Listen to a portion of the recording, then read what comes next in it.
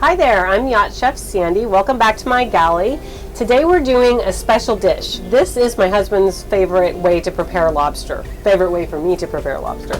So yesterday we sent him on an expedition to see if he could find some fresh lobster for us. And he actually came back to the boat with a great big lobster, so we're really excited to have that. This is not the great big lobster, but this is one that I had, and I wanted to do a little lobster thermidor to thank him for his expedition yesterday. So that's what we'll be doing. Now, lobster thermidor is really rich, so we're just going to have it with some nicely roasted broccoli, and that's gonna do it. We're not going to make a dessert today because we're going to get plenty of our calories right here.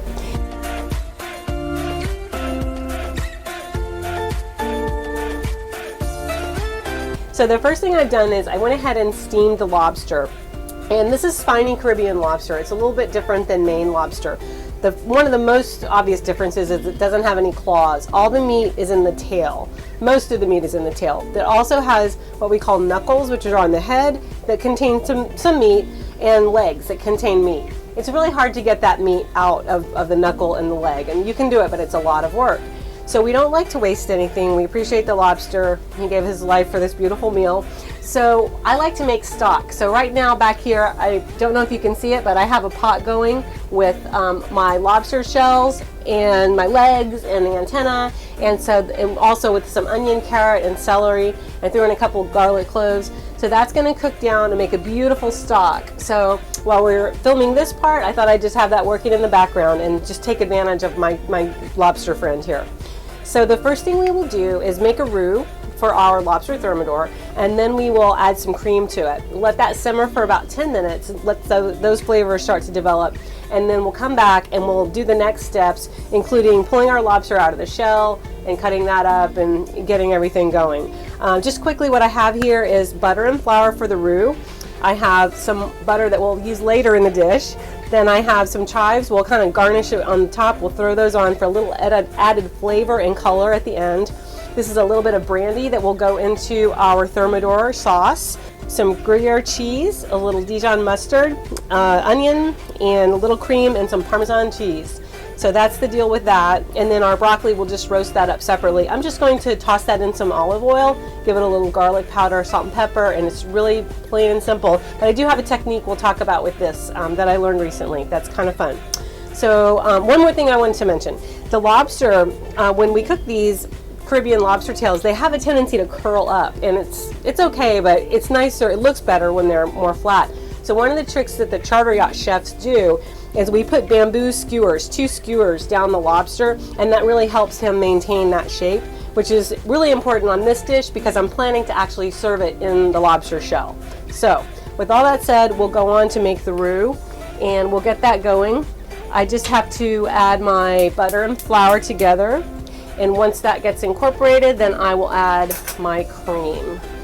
So there we go. And then we will add the cream and get right back to you.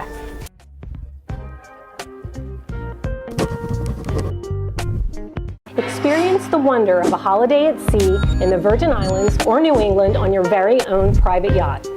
You'll experience a fantasy-filled week of white sand beaches, amazing sunsets, gourmet meals, and the best time you can possibly imagine.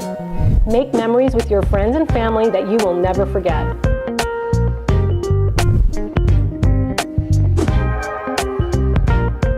Email us at info@sailthedream.com or visit www.sailthedream.com for more details.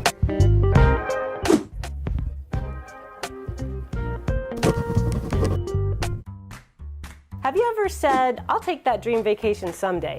Well, at Cool Cat Charters, someday is now. We offer all-inclusive private yacht charters at every price point, for the more budget-minded traveler up to a full luxury experience. Come celebrate your special occasion or just schedule a family getaway in the gorgeous Caribbean islands. Sail the beautiful islands of the Caribbean and see why so many people just can't get enough.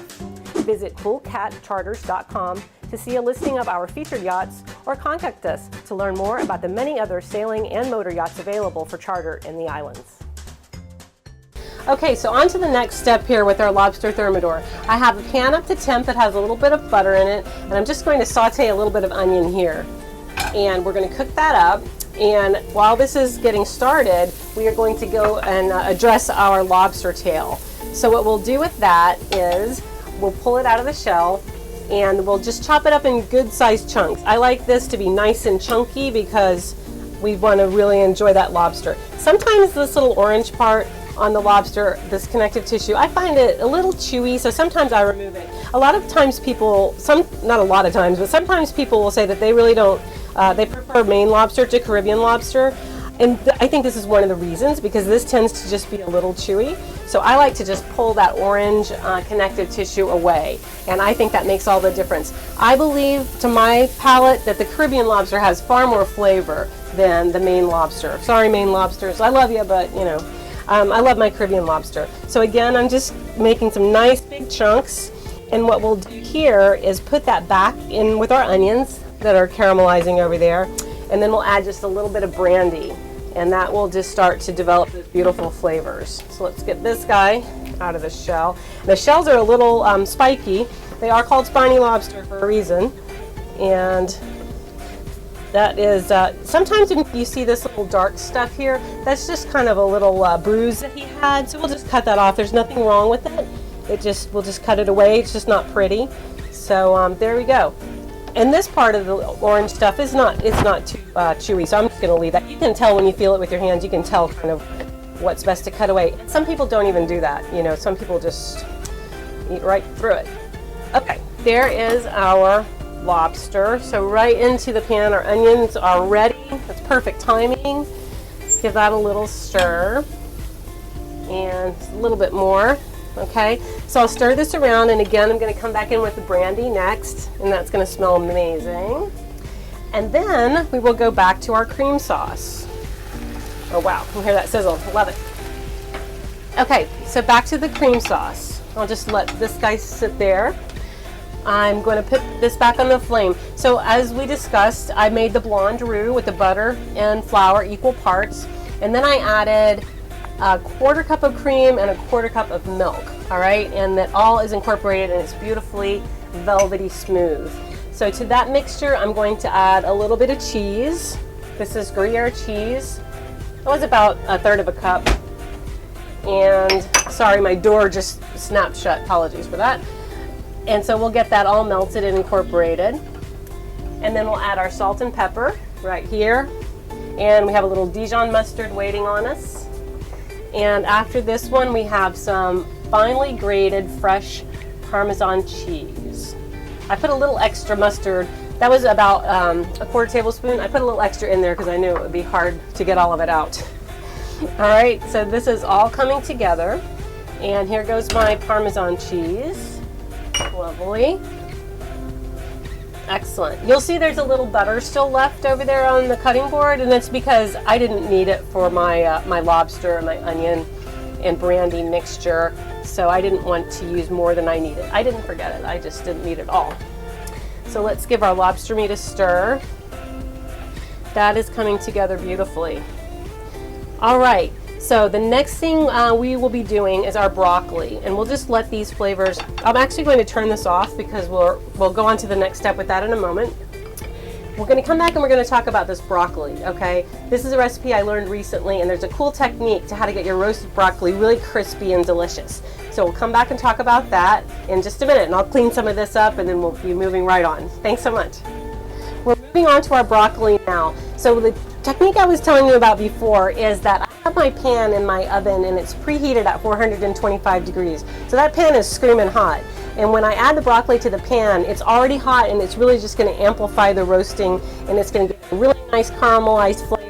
And we're going to get that out of the oven in about 10 minutes. So I'm just taking my broccoli florets that I separated and rinsed earlier, and then I'm going to hit this with some olive oil. This is our Monini artisan olive oil. It's really delicious. And there we go. Generous little glug. I'm just adding a little bit of garlic powder and some salt and pepper, and then we'll toss this around and we'll pull our pan out and we will put this in the oven. Really shouldn't take longer than 10 minutes. I have the oven, it's convecting right now, so I have that nice air, hot air flowing around, and so we'll keep an eye on it and it'll start to get brown and toasty and delicious. All right, let's just toss this guy around. There we go. All right, here we go. And I actually, when I learned about this recipe, oh, I can hear it. You can hear it sizzle. When I learned about this recipe, it was on a website, and the other thing that they do with the broccoli after they bring it out is they put toasted panko bread on there. It's really delicious with a little creamy Caesar dressing. So you really should try it. That's a good one too, but we're just having it straight up today. So right now we're going to go back to our lobster, and I have the tails here on my tray because what we're going to do is stuff these lobster tails with the lobster and the cheese sauce mixed together, and then we're going to pop that into the broiler to just get a little bit of caramelization on top. So we will take our lobster, and I'm just going to place these pieces of lobster with our onion and brandy right into our cream sauce with the cheese, with the Gruyere cheese and the Parmesan. And I'll make sure that's up to temp. And then we'll spoon that right into our lobster shell. It makes for a really nice presentation. And again, it goes with the philosophy of not letting any part of that beautiful lobster go to waste. So let me turn off my burner there and come back over here. So I have to be a little bit careful because my target is a little bit small there, but maybe I'll bring the lobster shell over to the pan. So that looks delicious. Captain Jerk is going to be so happy.